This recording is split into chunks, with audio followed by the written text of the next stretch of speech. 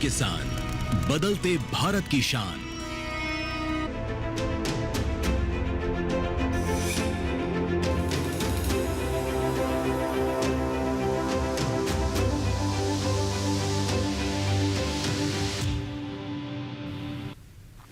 नमस्कार, आप देख रहे हैं दूरदर्शन किसान। मौसम खबर में आप सभी का स्वागत है। मैं हूं आपके साथ मोनालिसा। मौसम खबर में बताएंगे आपको मौसम पूर्वानुमान, पर्यटन पूर्वानुमान, साथ ही वायु की गुणवत्ता और मौसम के लिहाज से खेती किसानी की भी होगी बात। लेकिन आइए मौसम खबर की शुरुआत करते हैं बड़ी खबर के साथ। मौसम से जुड़ी हुई 5 बड़ी खबरों में सबसे पहले बात करेंगे अंडमान निकोबार की, जहां पर ऑरेंज अलर्ट जारी किया गया है भारी बारिश को लेकर, और यहां पर 60 किलोमीटर प्रति घंटे की रफ्तार से हवाएं भी चल सकती हैं। वहीं तमिलनाडु की बात करें तो कुछ इलाकों में भारी बारिश के आसार बनते हुए नजर आ रहे हैं। इसके साथ ही केरल की बात करें तो कुछ जगह यहां पर भारी बरसात की संभावना बनती हुई दिख रही है।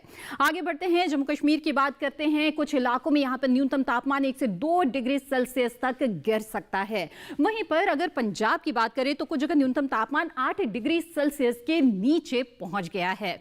तो ये तो थी मौसम से जुड़ी हुई 5 बड़ी खबरें। आइए अब जान लेते हैं कि भारत मौसम विज्ञान विभाग ने किस तरह की चेतावनी जारी की है। देश के वो कौन से हिस्से हैं जहां पर मौसम के लिहाज से आपको सावधान रहने की जरूरत है। और इस जानकारी के लिए आइए चलते हैं हमारी एआई एंकर भूमि के पास। नमस्कार किसान भाइयों और बहनों, आप देख रहे हैं मौसम अलर्ट डीडी किसान पर। मैं हूं आपकी एआई एंकर भूमि। आज हम आपको देश भर में होने वाली मौसम की स्थिति की ताजा जानकारी देने जा रहे हैं।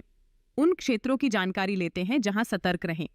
अंडमान निकोबार द्वीप समूह में कहीं कहीं बहुत भारी बारिश होने के साथ गरज और चमक के साथ काफी तेज हवाएं चलने की संभावना है। अब उन क्षेत्रों की जानकारी लेते हैं जहां नजर बनाए रखें। तमिलनाडु, पुडुचेरी और केरल में कहीं कहीं भारी बारिश के साथ गरज और चमक के साथ तेज हवाओं की स्थिति बन सकती है। वहीं नागालैंड, मणिपुर, मिजोरम और त्रिपुरा में कहीं कहीं घना कोहरा छा सकता है। यह थी मौसम की ताजा जानकारी। कृपया सुरक्षित रहें। धन्यवाद। भूमि से अहम जानकारी के लिए तो खास तौर पर अंडमान निकोबार द्वीप समूह के जो लोग हैं उन्हें सावधान रहने की जरूरत है, क्योंकि बहुत भारी बारिश की संभावना यहां पर बनती हुई दिख रही है। बहरहाल आइए अब आगे बढ़ते हैं और अब मौसम खबर में नजर डालेंगे मौसम पूर्वानुमान पर। यानी कि आने वाले 24 से 48 घंटों के दौरान देश के किन हिस्सों में बारिश हो सकती है और कहां पर मौसम साफ रहेगा, आपको बताते हैं। शुरुआत करेंगे यहां पर उत्तर भारत से। उत्तर भारत में मौसम बिल्कुल साफ रहने की संभावना है, फिर चाहे वो पहाड़ी इलाके हों या फिर मैदानी इलाके। जम्मू कश्मीर, लद्दाख, हिमाचल प्रदेश, उत्तराखंड, साथ ही पंजाब, हरियाणा, दिल्ली, पश्चिमी उत्तर प्रदेश और पूर्वी उत्तर प्रदेश में बारिश के लिहाज से मौसम बिल्कुल साफ रहने वाला है आने वाले 24 से 48 घंटों के दौरान। तो उत्तर भारत का हाल आपने जान लिया, जहां पर बारिश के कोई भी आसार बनते हुए नजर नहीं आ रहे हैं आने वाले 24 घंटों के दौरान। अब पूर्वी भारत और पूर्वोत्तर भारत को देखें तो मानचित्र से यह स्पष्ट है कि यहां पर भी बारिश के आसार नहीं है। बिहार, झारखंड, ओडिशा, गांगे पश्चिम बंगाल और उप हिमालय पश्चिम बंगाल, सिक्किम में मौसम साफ रहेगा। अरुणाचल प्रदेश, असम, मेघालय, नागालैंड, मणिपुर, मिजोरम और त्रिपुरा में भी बारिश के आसार नहीं हैं। दक्षिण भारत की बात करें तो अंडमान निकोबार द्वीप समूह में अधिकतर जगहों पर बारिश हो सकती है। इसके साथ ही तटीय आंध्र प्रदेश, रायलसीमा, तमिलनाडु, पुडुचेरी, केरल, लक्षद्वीप में भी कहीं कहीं बादल बरस सकते हैं। लेकिन तेलंगाना, उत्तरी और दक्षिण आंतरिक कर्नाटक और साथ ही तटीय कर्नाटक की बात करें तो यहां पर बारिश के लिहाज से मौसम साफ रहने वाला है। और इसी तरह पश्चिम भारत और मध्य भारत में भी फिलहाल बरसात के कोई आसार नजर नहीं आ रहे हैं। कोंकण, गोवा, मध्य महाराष्ट्र, मराठवाड़ा, विदर्भ की बात करें या फिर पश्चिमी पूर्वी मध्य प्रदेश और छत्तीसगढ़ की, तो मौसम साफ रहेगा। गुजरात, सौराष्ट्र, कच्छ, पश्चिमी राजस्थान और पूर्वी राजस्थान में भी आने वाले 24 से 48 घंटों के दौरान मौसम साफ रहेगा। पिछले 24 घंटों की आइए अब बात कर लेते हैं। तो हिमाचल प्रदेश, पंजाब में, साथ ही हरियाणा में हल्का कोहरा छाया रहा सुबह के समय। पूर्वी उत्तर प्रदेश की बात करें तो यहां पर भी सुबह हल्का कोहरा कहीं कहीं पर छाया रहा। तो उत्तर भारत के कुछ क्षेत्रों में कोहरा इस वक्त देखा जा रहा है। बिहार और ओडिशा की बात करें तो यहां पर भी कहीं कहीं हल्का कोहरा छाया रहा। साथ ही अरुणाचल प्रदेश, असम, मेघालय में बादल बरसे हैं। असम, मेघालय में कई जगहों पर हल्का कोहरा भी रहा है। नागालैंड, मणिपुर, मिजोरम और त्रिपुरा की बात करें तो कहीं कहीं पर घना कोहरा देखा गया। अब आइए दक्षिण भारत की बात कर लेते हैं। तो यहां पर तटीय आंध्र प्रदेश, रायलसीमा, तमिलनाडु, पुडुचेरी और केरल में बादल बरसे हैं। तटीय कर्नाटक में भी कहीं कहीं बारिश दर्ज हुई है। लक्षद्वीप में भी कहीं कहीं बादल बरसे। इसके साथ ही तमिलनाडु, पुडुचेरी में कहीं कहीं पर हल्का कोहरा भी छाया रहा है।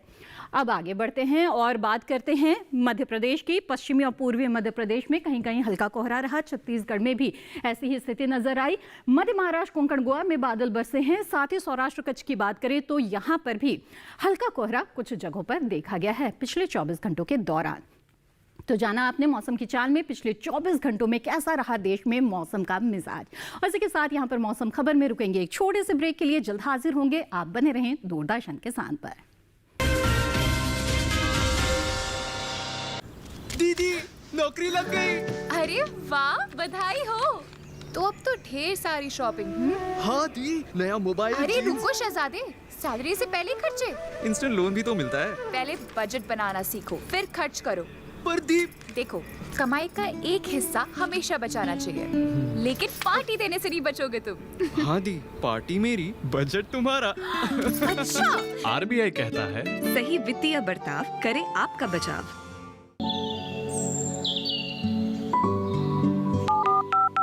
लोग कार्यक्रम के पहले कॉलर जुड़ गए हैं। इस बीच हमारे पास कुछ ईमेल्स भी आए हैं। सवाल पूछिए अपना। कैडेट में जो मकान पैदा करेंगे, इनमें कौन सी सावधानी बरतनी है? गर्म इलाकों के लिए आप HRM 99 इनसे आप कुछ फल ले सकते हैं। जैस्मीन के पेड़ पे जैस्मिन, फल निहाय। उसको पूरी खुली धूप चाहिए। फसल में कीट लगा हो या कोई बीमारी, पशुपालन में हो कोई दिक्कत या चाहिए कोई जानकारी, फोन उठाइए, नंबर मिलाइए और कहें हेलो किसान। सोमवार, बुधवार और शुक्रवार शाम 6 से 7 बजे सिर्फ डीडी किसान पर। ब्रेक के बाद आप सभी का फिर से स्वागत है। आप देख रहे हैं मौसम खबर। आइए मौसम खबर में अब आगे बढ़ते हैं और बात करते हैं तापमान की। जानेंगे देश के उन हिस्सों के बारे में जहां पर तापमान में सामान्य की तुलना में बदलाव इस वक्त देखा जा रहा है। तो तापमान का हाल सेगमेंट में खासतौर पर तापमान की बात करते हैं तो यहाँ पर हम पहले जानेंगे कि न्यूनतम तापमान की क्या स्थिति है और कई जगहों पर आपको बता दें कि न्यूनतम तापमान में गिरावट दिख रही है। पंजाब हरियाणा की ही बात करें तो यहाँ पर सामान्य की तुलना में 1 से 3 डिग्री सेल्सियस कम न्यूनतम तापमान कई जगहों पर दर्ज हुआ है। वहीं आगे बढ़ते हैं और बात करते हैं पूर्वी और पश्चिमी उत्तर प्रदेश की। तो सामान्य की तुलना में 1 से 3 डिग्री सेल्सियस कम न्यूनतम तापमान दर्ज हुआ है यहाँ पर। इसके साथ ही पश्चिमी और पूर्वी राजस्थान में भी इसी तरह की स्थितियां रही और यहाँ पर भी न्यूनतम तापमान में 1 से 3 डिग्री की गिरावट दर्ज हुई है। आगे बढ़ते हैं, बता दें आपको सौराष्ट्र कच्छ में सामान्य के मुकाबले 1 से 3 डिग्री सेल्सियस की गिरावट न्यूनतम तापमान में दर्ज हुई है। तो यहाँ पर भी जो रात का तापमान है उसमें गिरावट दिख रही है। और इसके साथ ही आपको बता दें कि छत्तीसगढ़ में सामान्य के मुकाबले 1 से 3 डिग्री सेल्सियस कम न्यूनतम तापमान कहीं कहीं दर्ज हुआ है। तो छत्तीसगढ़ में भी जो रात का तापमान है उसमें गिरावट रही है। साथ ही आपको बता देते हैं कि हरियाणा के हिसार में 6.3 डिग्री सेल्सियस रहा है न्यूनतम तापमान, जो कि मैदानी इलाकों में सबसे कम तापमान है। आइए अब आगे बढ़ते हैं और जान लेते हैं कि मैदानी इलाकों में सबसे ज्यादा तापमान कहां पर रहा है। और आपको बताया कि कर्नाटक के कारवार में रहा है ये 36.6 डिग्री सेल्सियस। ये मैदानी इलाकों में सबसे ज्यादा तापमान यानी कि अधिकतम तापमान है जो दर्ज हुआ है। तो जाना अपने तापमान की स्थिति के बारे में, आइए अब देश के सभी शहरों पर एक सरसरी निगाह डाल लेते हैं और देखते हैं यहां पर बीते दिन तापमान का क्या हाल रहा।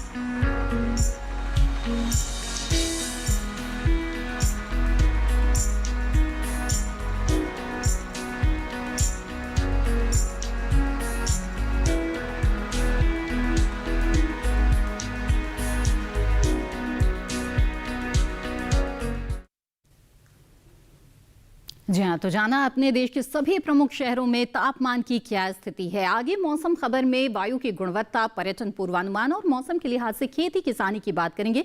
लेकिन फिलहाल वक्त तो चला है एक और छोटे से ब्रेक का। बने रहे हमारे साथ। मिलिए ग्रो प्लस से। हमारा भरोसेमंद कोरोमंडल लेकर आया है एनफोर्स तकनीक वाला 5 पोषक तत्वों से भरा ग्रो मोर ग्रो प्लस। इसे इस्तेमाल करने से पौधों को मिले अधिक पोषण, जिससे न केवल आपको बम्पर फसल मिले बल्कि मिट्टी भी स्वस्थ और उपजाऊ बने। ग्रो प्लस अब एनफोर्स तकनीक के साथ सर्वोत्तम तकनीक, सफलता का प्रतीक। किस फसल की क्या है चाल, किस मंडी का क्या है हाल, उतरते चढ़ते भाव का असर, आयात निर्यात का क्या है असर, कैसा रहेगा आगे बाजार, बताएंगे मंडियों के जानकार। देखिए मंडी खबर सोमवार से शनिवार शाम 5 बजे सिर्फ दूरदर्शन किसान चैनल पर।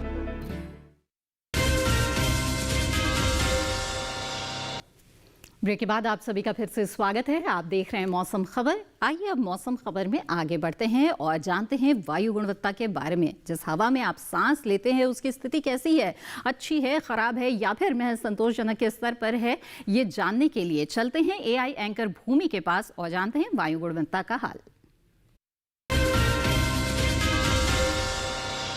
नजर डालते हैं देश के बड़े शहरों की वायु गुणवत्ता पर।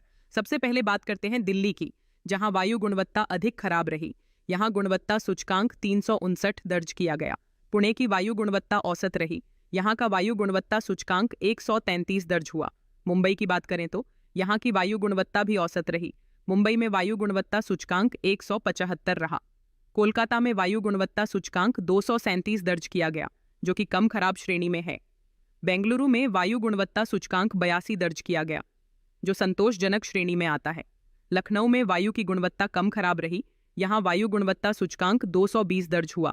पटना में वायु गुणवत्ता सूचकांक 153 रहा, जो कि औसत श्रेणी में है।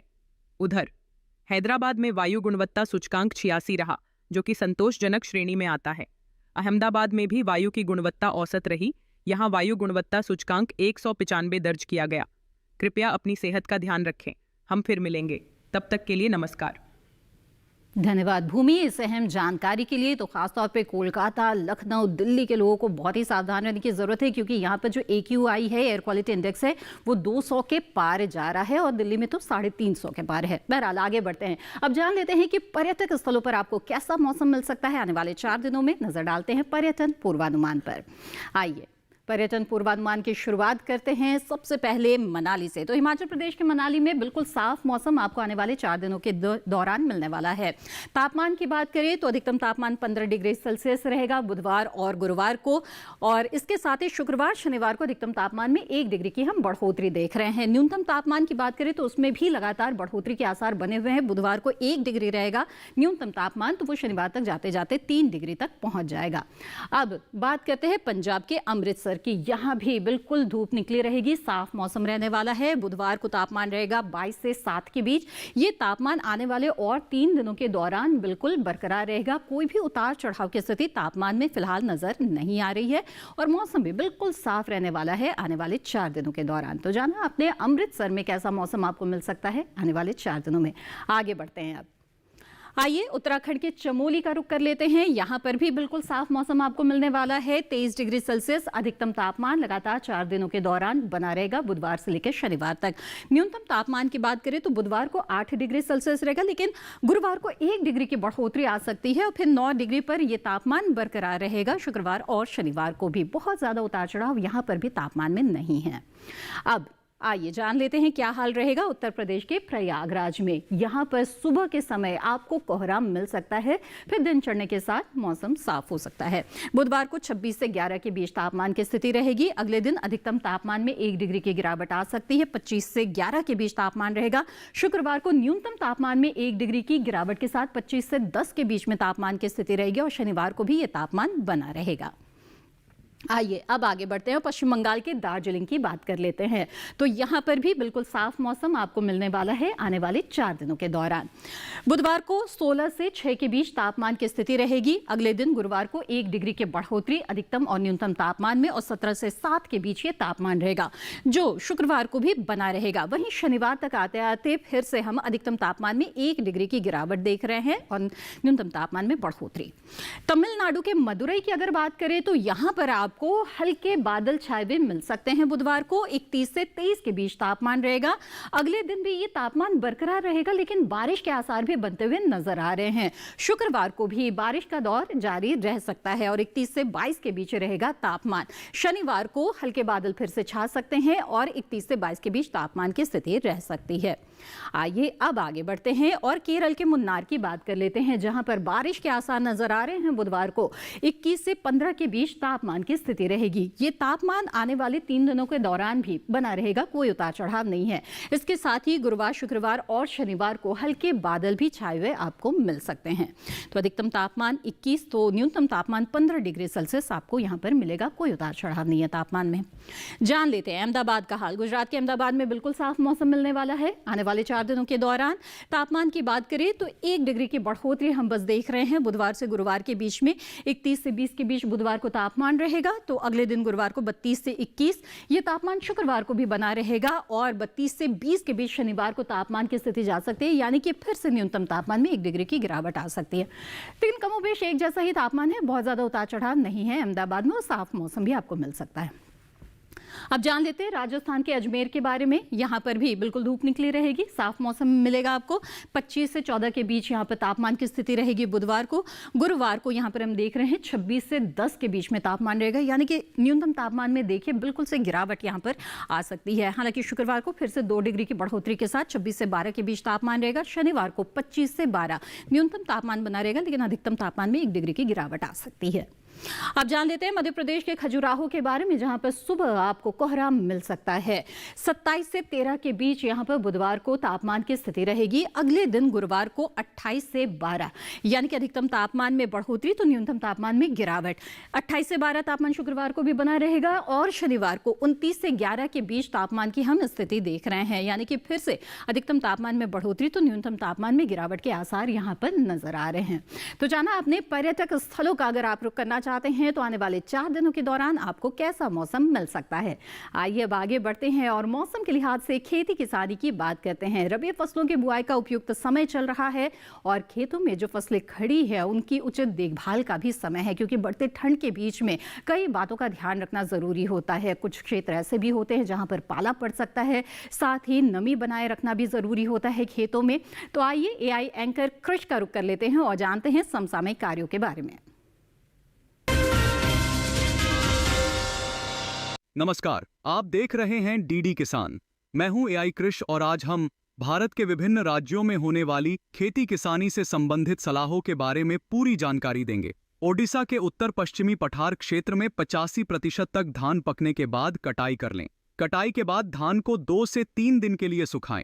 ओडिशा के मध्य इलाकों में रबी की फसल के तौर पर सूरजमुखी, मटर और चने की बुवाई करें। मध्यम अवधि वाली धान की कटाई जारी रखें। ओडिशा के उत्तर पूर्वी तटीय मैदानी क्षेत्र में मिट्टी में मौजूद पर्याप्त नमी का सही इस्तेमाल करते हुए रबी की सरसों और तोरी बोएं। ओडिशा के दक्षिण पूर्वी घाट इलाके में उड़द, मूंग, मसूर और सरसों की बुवाई करें। बिहार के उत्तर पूर्वी जलोढ़ क्षेत्र में धान की तैयार फसल काट लें। यहाँ के उत्तर पश्चिमी जलोढ़ मैदानी इलाकों में रबी की मक्का की बुवाई करें। यहाँ के किसान मसूर और मटर की बुवाई जारी रखें। झारखंड के पश्चिमी पठार क्षेत्र में प्याज की फसल में सिंचाई करें। झारखंड में इन दिनों चने की बुवाई कर सकते हैं। पश्चिमी हरियाणा में चने और जौ की बुवाई का काम करें। यहाँ के किसान गेहूं की बुवाई जारी रखें। समय पर बोई गई सरसों के खेतों में निराई करें। इतना ही नहीं, सरसों के खेतों से अतिरिक्त और कमजोर पौधों को निकाल दें ताकि अधिक घनत्व की वजह से पौधों का विकास ना रुके। पूर्वी हरियाणा में गेहूं और सरसों की बुवाई जारी रखें। पहले से बोई गई सरसों, मटर और आलू की फसलों में हल्की सिंचाई करें। दिल्ली के पास के इलाकों में मिट्टी में मौजूद पर्याप्त नमी को देखते हुए तैयार खेतों में गेहूं की बुवाई करें। दिल्ली के आसपास के इलाकों में लहसुन और गाजर की बुवाई उभरी हुई क्यारियों में करें। इसी तरह कृषि और किसानों से जुड़ी हर महत्वपूर्ण जानकारी के लिए हमारे साथ जुड़े रहिए और देखते रहिए डीडी किसान। धन्यवाद। धन्यवाद कृषि इस अहम जानकारी के लिए। तो कृषि मौसम वैज्ञानिक की सलाह के आधार पर अगर आप खेती करेंगे तो निश्चित तौर पर आप अच्छी पैदावार ले पाएंगे। आइए जानते हैं कि भारत मौसम विज्ञान विभाग पुणे के कृषि मौसम वैज्ञानिक डॉक्टर आशुतोष मिश्र की इस वक्त आपके लिए क्या सलाह है। जम्मू और कश्मीर में गेहूं, जई और मटर इत्यादि की बुआई के कार्य जारी रखें। साथ ही मसूर इत्यादि की बुआई के कार्य यथाशीघ्र पूर्ण कर लें। प्याज और लहसुन की रुपाई के कार्य भी जारी रख सकते हैं। फूल गोभी, पत्ता गोभी और नोल खोल इत्यादि में मिट्टी चढ़ाने का कार्य भी समय कर सकते हैं। हिमाचल प्रदेश में गेहूं की बुआई का कार्य जारी रखा जा सकता है। लहसुन और प्याज की रुपाई भी जारी रख सकते हैं। मिट्टी में पर्याप्त नमी बनाए रखने के लिए पालक की फसल में हल्की सिंचाई भी दी जा सकती है। उत्तराखंड में गेहूं की बुआई का कार्य जारी रखें। जौ, मसूर एवं मूली इत्यादि की बुआई तथा आलू की रुपाई का कार्य भी यथाशीघ्र पूर्ण कर लें। गन्ना, चना, रेपसीड, सरसों और मसूर की फसलों में निराई और गुड़ाई के लिए भी समय अनुकूल है। साथ ही जहां पर आवश्यक हो हल्की सिंचाई भी दी जा सकती है। पंजाब में गन्ने की पकी हुई फसल को काट लें। गेहूं, रेपसीड, सरसों, चने की बुआई का कार्य भी जारी रखा जा सकता है। सिंचाई के पर्याप्त सुविधा उपलब्ध होने पर रेपसीड, सरसों, गेहूं इत्यादि की बुआई भी जारी रखी जा सकती है। प्याज की नर्सरी बुआई तथा सरसों की रुपाई भी जारी रख सकते हैं। दिल्ली में गेहूं की बुआई का कार्य जारी रखा जा सकता है। राजस्थान में टमाटर और बैगन की नर्सरी बुआई करने की सलाह दी जा रही है। गेहूं और जौ की बुआई भी इस समय जारी रख सकते हैं। फूल गोभी की अगेती किस्मों, साथ ही पत्ता गोभी की अछेती किस्मों की रुपाई करने हेतु भी समय अनुकूल है। अगर मृदा में पर्याप्त नमी उपलब्ध हो तो चने की बुआई भी इस समय कर सकते हैं। जी हाँ, तो देश के अलग अलग हिस्सों के किसानों के लिए ये थी कृषि मौसम वैज्ञानिक की विशेष सलाह। आइए अब मौसम खबर में आगे बढ़ते हैं, बात करते हैं आज की फसल की। आज की फसल है धनिया। इसकी खेती दो तरह से की जाती है। मसाले के रूप में इसके बीज के लिए भी खेती की जाती है और हरे पत्ते के रूप में भी इसकी खेती की जाती है। अगर बीज के लिए आप इसकी खेती करना चाहते हैं तो रबी का जो समय है वो सबसे उपयुक्त समय है, यानी कि ये समय चल रहा है।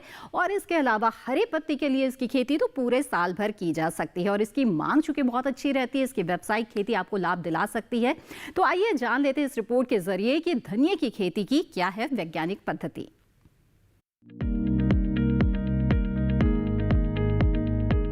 धनिया की खेती के लिए दोमट मिट्टी सबसे अच्छी मानी जाती है। इसे अच्छे जीवांश युक्त भारी भूमि में भी उगाया जा सकता है। खेत में जल निकासी का उचित इंतजाम जरूरी है। बोने से पहले खेत को अच्छी तरह जोत ले और मिट्टी को भुरभुरा बना ले। साथ ही मिट्टी को समतल कर ले। आखिरी जुताई में 100 से 120 क्विंटल प्रति हेक्टेयर की दर से गोबर की खाद मिला दे। बीज की मात्रा बुआई और सिंचाई की दशा पर निर्भर करती है। सिंचित दशा में 12 से 15 किलो बीज प्रति हेक्टेयर डालें, जबकि असिंचित दशा में इतनी ही जमीन के लिए 25 से 30 किलो बीज की जरूरत होगी। बोने से पहले बीज को उपचारित जरूर कर लें। साथ ही बुआई से पहले बीज को 12 घंटे पानी में भिगो कर रखें। कतार से कतार की दूरी 20 से 30 सेंटीमीटर, जबकि गहराई 2 से 2.5 सेंटीमीटर रखें। पूरी फसल में 4-5 सिंचाई की जरूरत होती है। पहली सिंचाई बुआई के 30 से 35 दिन बाद, दूसरी 60 से 70 दिन बाद, तीसरी 80 से 90 दिनों के बाद और चौथी 100 से 105 दिन बाद करें। पहली सिंचाई के बाद निराई गुड़ाई करके खरपतवार निकाल दें। 1 माह बाद फिर से निराई गुड़ाई करें। खरपतवार की रोकथाम के लिए विशेषज्ञों की सलाह पर उचित दवाओं का छिड़काव करें। धनिये में उकठा रोग चूर्णिल आसिता रोग हो सकता है। इसे ग्रामीण भाषा में दहिया भी कहा जाता है। रोकथाम के लिए रोग अवरोधी प्रजातियां बोकर भी बीमारियों से बचा जा सकता है। फसल चक्र अपनाना भी बेहतर रहता है, लेकिन किसान इस बात का ध्यान रखे कि फसल में किसी भी तरह की दवा का छिड़काव करने से पहले कृषि विशेषज्ञों की सलाह जरूर ले। पूरी फसल होने पर पत्तियों की तुड़ाई सावधानी से करें। ध्यान रहे तोड़ते समय पत्तियां बर्बाद ना होने पाए। 1 हेक्टेयर जमीन से 125 से 140 क्विंटल तक हरी पत्तियां ली जा सकती है।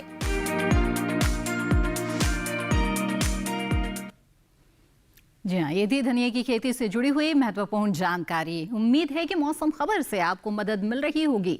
मौसम खबर को आप दूरदर्शन किसान के YouTube चैनल पर भी देख सकते हैं और ये सभी जानकारियाँ कभी भी कहीं भी फिर से हासिल कर सकते हैं। इसके लिए टीवी स्क्रीन पर दिखाए जा रहे QR कोड को स्कैन करें, आप सीधे हमारे YouTube चैनल से जुड़ जाएंगे। इसके साथ मौसम खबर में आज बस इतना ही। मौसम का ताज़ा हाल और कृषि सलाह के साथ फिर होंगे हाजिर। तब तक के लिए दीजिए इजाजत। नमस्कार।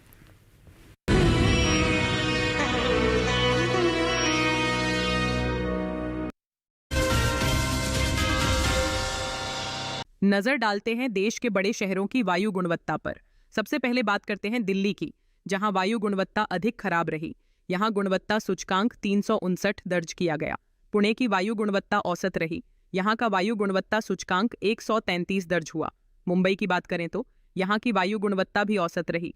मुंबई में वायु गुणवत्ता सूचकांक 175 रहा। कोलकाता में वायु गुणवत्ता सूचकांक 237 दर्ज किया गया, जो कि कम खराब श्रेणी में है। बेंगलुरु में वायु गुणवत्ता सूचकांक 82 दर्ज किया गया, जो संतोषजनक श्रेणी में आता है। लखनऊ में वायु की गुणवत्ता कम खराब रही। यहां वायु गुणवत्ता सूचकांक 220 दर्ज हुआ।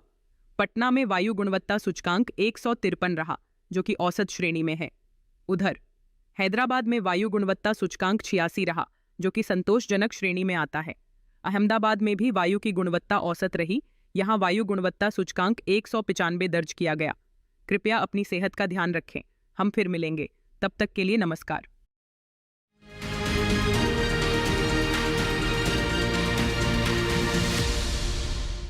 प्रिय किसान बहनों और भाइयों, नमस्कार। आज एक खुशखबरी दे रहा हूं आपको। प्राकृतिक आपदाओं के कारण फसलों के नुकसान पर अपने प्रधानमंत्री श्रीमान नरेंद्र मोदी जी ने प्रधानमंत्री फसल बीमा योजना बनाई, लेकिन 2 नुकसान इसमें कवर नहीं थे जिसकी लंबे समय से आप मांग कर रहे थे। एक, जंगली जानवरों से होने वाला नुकसान, और दूसरे, अतिवृष्टि के कारण, बाढ़ या जल भराव के कारण फसलों को होने वाला नुकसान। अब मैं आपको प्रसन्नता के साथ ये सूचना दे रहा हूं कि ये दोनों नुकसान भी फसल बीमा योजना में कवर कर लिए गए हैं। जंगली जानवर अगर फसलों को नुकसान करते हैं तो भी नुकसान की भरपाई होगी, और जल भराव के कारण भी अगर फसल खराब होती है तो भी नुकसान की भरपाई होगी। प्रधानमंत्री जी को बहुत बहुत धन्यवाद। अब देर मत कीजिए, जल्दी अपनी फसल का बीमा करवाइए। धन्यवाद।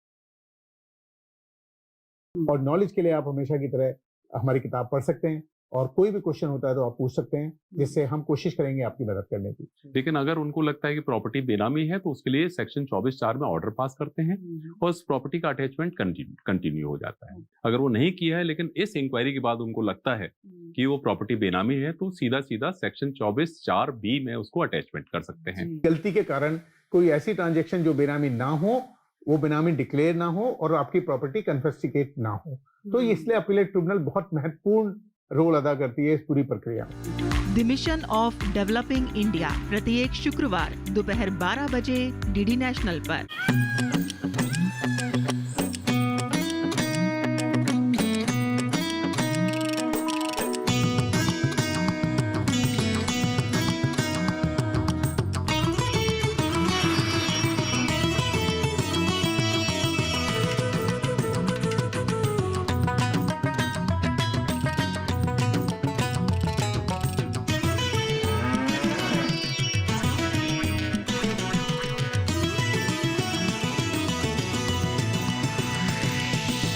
डीडी किसान, बदलते भारत की शान।